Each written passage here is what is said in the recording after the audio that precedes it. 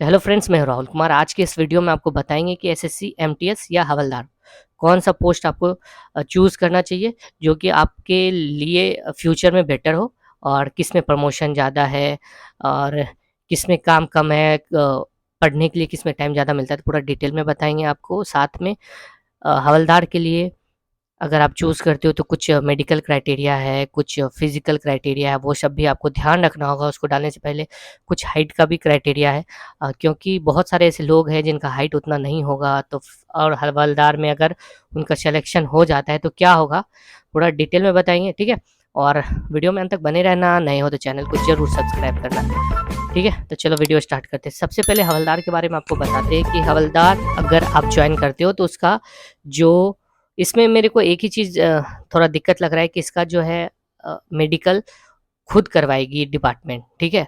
तो उससे क्या दिक्कत है, अगर आप मेडिकल में छँट जाते हो तो फिर आपको, वैसे तो आप अगर मेडिकल में छँट जाओगे तो फिर अगर आपका अच्छा मार्क्स है तो आपको एमटीएस मिल सकता है, और अगर आपका मार्क्स अच्छा नहीं है तो फिर आपको एमटीएस भी नहीं मिलेगा, ठीक है। तो जिसको भी ऐसा लगता है कि उसके मेडिकल में थोड़ा-सा प्रॉब्लम है, तो मेरे हिसाब से उसको हवलदार नहीं चूज़ करना चाहिए, क्योंकि थोड़ा मेडिकल एमटीएस के से अगर तुलना किया जाए तो वो थोड़ा टफ रहता है, ठीक है। और एमटीएस का अगर मेडिकल बताएँगे तो नॉर्मल सा मेडिकल होगा एमटीएस में, वो भी आपके घर के पास से जो हॉस्पिटल है, सरकारी अस्पताल है, एक फॉर्मेट जब आपका सब कुछ हो जाएगा तो जॉइनिंग लेटर के साथ, जॉइनिंग नहीं, कॉल लेटर के साथ जिसमें आपका डॉक्यूमेंट वेरिफिकेशन के लिए बुलाया जाता है, तो उसके साथ उसमें एक फॉर्मेट रहेगा जिसको उस फॉर्मेट को आपके गवर्नमेंट हॉस्पिटल में आप जाओगे तो उसमें बस जो सीएमओ है, चीफ मेडिकल ऑफिसर जो, या फिर उसका जो सिविल सर्जन जो हेड होगा, उससे साइन चाहिए होता है, ठीक है। कुछ-कुछ चेकअप नॉर्मल सा, मतलब इसको मान के चलो कि ये नेग्लिजिबल भी है ही है। लेकिन हवलदार में आपके साथ ऐसा नहीं होगा। मेडिकल के लिए स्पेशल डेट दिया जाएगा, ठीक है, और स्पेशल मेडिकल होगा, तो आप समझ ही सकते हो कि क्या प्रॉब्लम है। साथ में हाइट को लेकर भी इश्यू है।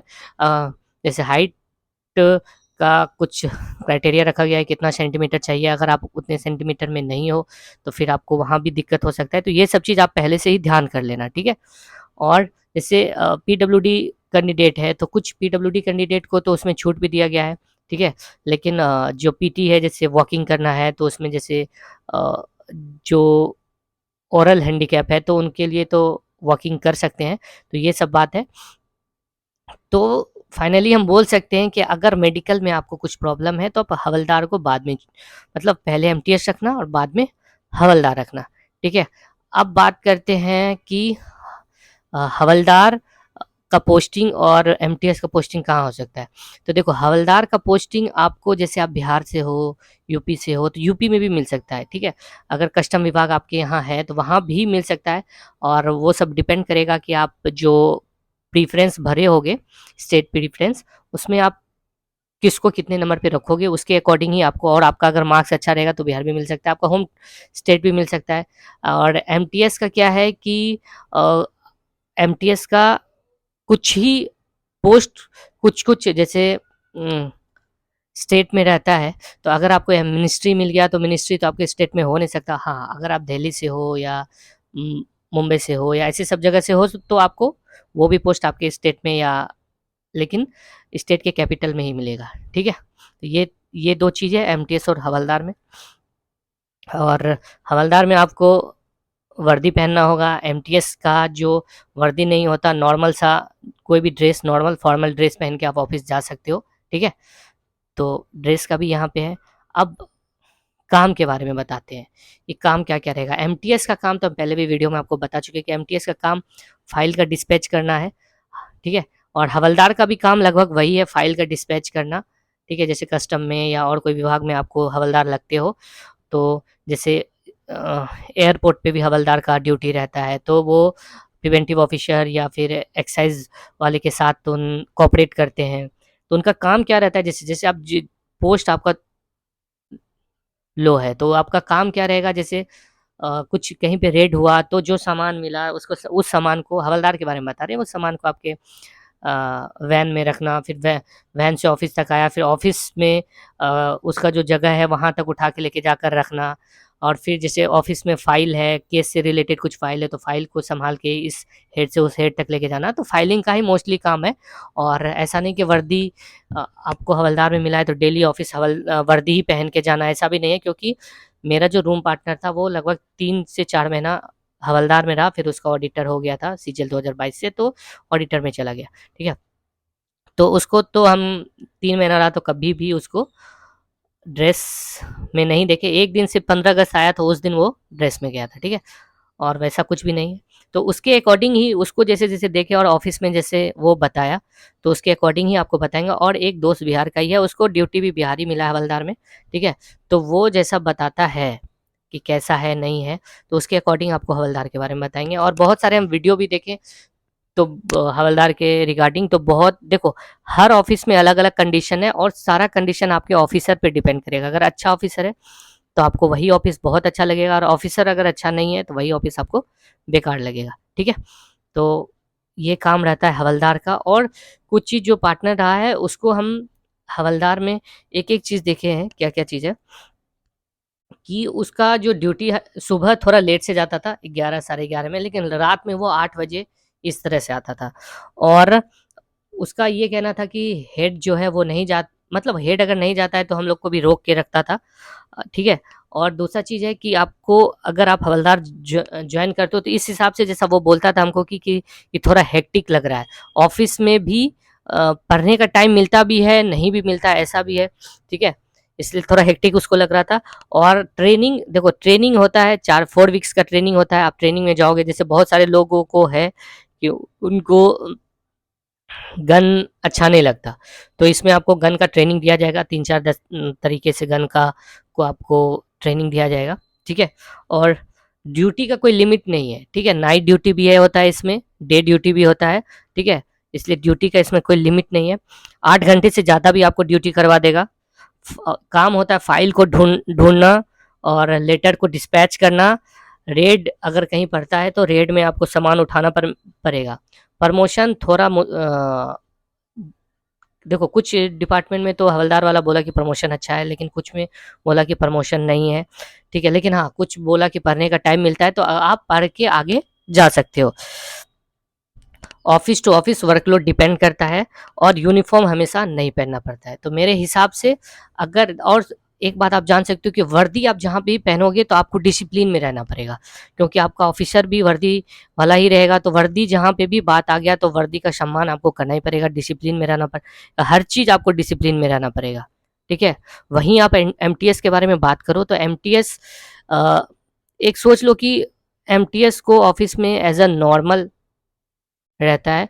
उसको ऐसा नहीं कि एकदम डिसिप्लिन में रहना ही है, उसके ऊपर मतलब उतना कोई रिस्पॉन्सिबिलिटी नहीं रहता, नॉर्मल रहता है। आपको मुश्किल से 1 से 2 घंटा दिन भर में काम रहेगा, फाइल का डिस्पैच इधर से उधर करने का रहेगा, जैसा हम जानते हैं उसके अकॉर्डिंग बता रहे हैं।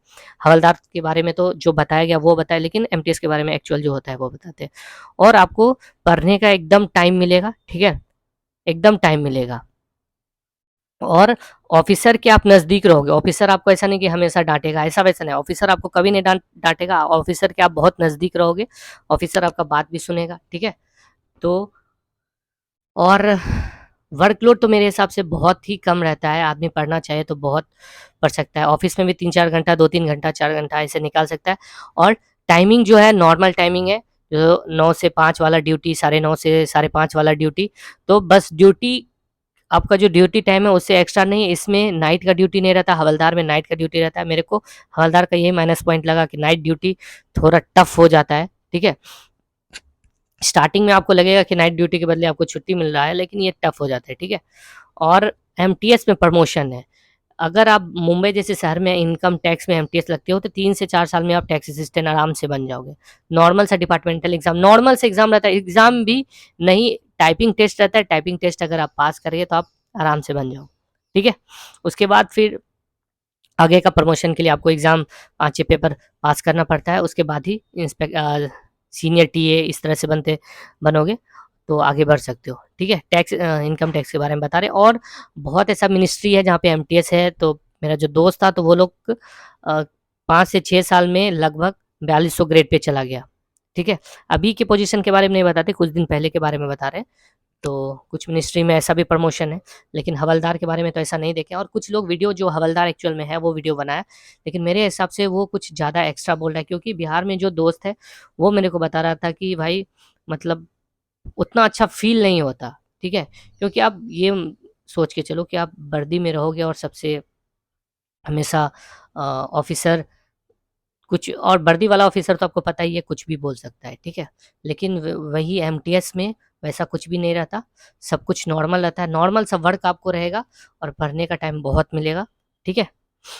तो आप मेरे हिसाब से अगर आप बोलो तो सबका चॉइस अलग-अलग है। कुछ लोगों को हवलदार की, कुछ लोगों को वर्दी पसंद है, कुछ लोगों को नॉर्मल सा अपना ये रूटीन होना चाहिए कि सिंपल ऑफ़िस गए, कोई नाइट ड्यूटी नहीं, जो एक्चुअल मेरा ऑफ़िस का टाइमिंग है उसमें जाएँ आएँ और चले आएँ। तो आप अपने चॉइस के अकॉर्डिंग, मेडिकल के अकॉर्डिंग, फिज़िकल फ़िटनेस के अकॉर्डिंग ही पोस्ट भरना।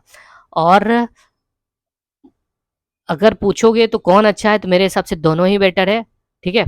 ऐसा नहीं है कि आपको दोनों में एकदम टाइम नहीं मिलेगा पढ़ने का, दोनों में टाइम मिलेगा किसी और ऑफ़िसर के अकॉर्डिंग आपको टाइम मिलेगा पढ़ने का। जहाँ अच्छा ऑफ़िसर है, टाइम ज़्यादा मिलेगा, आपको प्रमोट भी करेगा, आपको बोलेगा भी कि हाँ, आगे बढ़ो, कुछ करो, ठीक है? और कहीं पे खड़ूस मिल गया तो दिक्कत ही है, ठीक है? तो फिलहाल अभी ये सब आपको नहीं सोचना है। सिर्फ़ हाँ, हवलदार पोस्ट को फर्स्ट प्रेफ़रेंस नहीं डालो, क्योंकि अगर मेडिकल में आपको प्रॉब्लम है तो फर्स्ट मत डालना, और अगर सब कुछ सही है तो आप डाल दो, ठीक है? आपको थोड़ा-सा अच्छा भी फ़ीलिंग आएगा, क्योंकि बहुत लोगों को वर्दी बहुत पसंद आता है, तो थोड़ा अच्छा भी फ़ीलिंग आ सकता है, ठीक है? और बाकी बात आपको और भी कुछ जानकारी चाहिए, आपको लगता है कि हाँ, एमटीएस के रिगार्डिंग कौन-सा बुक पढ़े, नहीं पढ़े, वो भी आपको अगर जानकारी चाहिए तो आप कमेंट करना, मैं आपको अ, जो हम लोग तैयारी करके जैसे सिलेक्शन हुआ है, उसके अकॉर्डिंग आपको सब कुछ बताएँगे, और मैंने वीडियो भी बना रखा है, आप जाके वहाँ देख सकते हो, ठीक है? कि कैसे पढ़ना चाहिए। और बहुत लोगों का ये कहना है कि 3 महीना ही है क्या, 2 महीना ही है, इसमें हो सकता है क्या? तो अभी आप ये मत सोचो कि हो सकता है क्या, आपको फुल फ़ोर्स लगा दो, ठीक है? बस ध्यान इतना रखना है कि सेशन 1 और सेशन 2 में बँटा हुआ है। सेशन 1 सिर्फ़ क्वालीफ़ाई करना है, बहुत लोगों को अभी भी ये नहीं समझ में आ रहा है कि सिर्फ़ क्वालीफ़ाई मतलब ऐसा नहीं कि उसका भी बहुत कट ऑफ जाएगा, ऐसा नहीं है। सेशन 1 क्वालीफ़ाई करोगे तो आपका सेशन 2 कॉपी चेक होना है, ठीक है? सेशन 1 में नेगेटिव मार्क्स नहीं है, सेशन 2 में नेगेटिव मार्क्स है, ठीक है? तो इसलिए कोशिश करना कि सेशन 1 का सारा क्वेश्चन सॉल्व करना। ऐसा मत सोचना कि नेगेटिव मार्क्स से सारा क्वेश्चन नहीं सॉल्व करें। ये सब छोटा-छोटा चीज़ एकदम ध्यान रखना। डॉक्यूमेंट से एकदम डॉक्यूमेंट तो अपना एकदम क्लियर रखना भाई। जो एससी, एसटी, ओबीसी जो भी है, वो अपना डॉक्यूमेंट कंप्लीट रखना है। एससी, एसटी, ओबीसी का जो लास्ट डेट है उससे पहले का रखना, नहीं तो crucial date, after crucial date कुछ भी रहेगा, साफ ही इस नोटिफिकेशन में दिया हुआ है कि आफ्टर क्रूशियल डेट रहेगा आपको डायरेक्ट रिजेक्ट किया जाएगा, ठीक है? तो इसलिए डॉक्यूमेंट संभाल के रखना। और अगर अभी भी आप डॉक्यूमेंट आपके पास नहीं है तो 5 से 10 दिन में सब कुछ बन जाता है, आपका डॉक्यूमेंट बन जाएगा, आप जाके बनवा लो, ठीक है? और बना हुआ डॉक्यूमेंट साथ में रखना, ऐसा मत सोचना। ईडब्ल्यूएस का भी जो इनकम सर्टिफिकेट है और ईडब्ल्यूएस सर्टिफिकेट है कैसा होना चाहिए, उसके बारे में भी नोटिफिकेशन में बोला है, तो आप उसको भी उसके अकॉर्डिंग ही बना के रखना। जैसे बहुत सारे लोग पूछते हैं कि क्या ओबीसी का या एससी एसटी का कुछ फॉर्मेट होता है, नहीं। जो सेंट्रल लेवल का सर्टिफिकेट बनता है, बहुत ऐसे लोग हैं जो कि डॉक्यूमेंट वेरिफिकेशन में क्या हुआ कि स्टेट लेवल का ओबीसी का सर्टिफिकेट बना लिया, नहीं। सेंट्रल लेवल का सर्टिफिकेट आता है, उसमें आपको सेंट्रल लेवल में लिखा रहेगा गवर्नमेंट ऑफ इंडिया, बस इतना ध्यान रखना है। वो सर्टिफिकेट रखना है, बिफोर क्रूशियल डेट का रखना है। अगर आफ्टर क्रूशियल डेट का रहेगा तो आपको रिजेक्ट कर देगा, एकदम साफ लिखा हुआ है नोटिफिकेशन में, ठीक है? तो चलो मिलेंगे नेक्स्ट वीडियो में। और भी कुछ आपको जानकारी चाहिए, आपको लगता है कि एमटीएस के रिगार्डिंग और भी कुछ मेरे को जानना है, कोई बताने वाला नहीं है, तो आप मेरे से पूछ सकते हैं, या फिर टेलीग्राम चैनल पे आपको वीडियो के लिंक कमेंट सेक्शन में लिंक डाल देंगे, वहाँ पे जुड़ो, वहाँ भी कर सकते हो। या फिर बहुत लोग इंस्टा पे भी आके पूछता है, तो आप इंस्टाग्राम पे भी आके पूछ सकते हो, वो उसका भी लिंक आपको डाल देंगे, ठीक है? चलो मिलेंगे नेक्स्ट वीडियो में, चलो बाय बाय।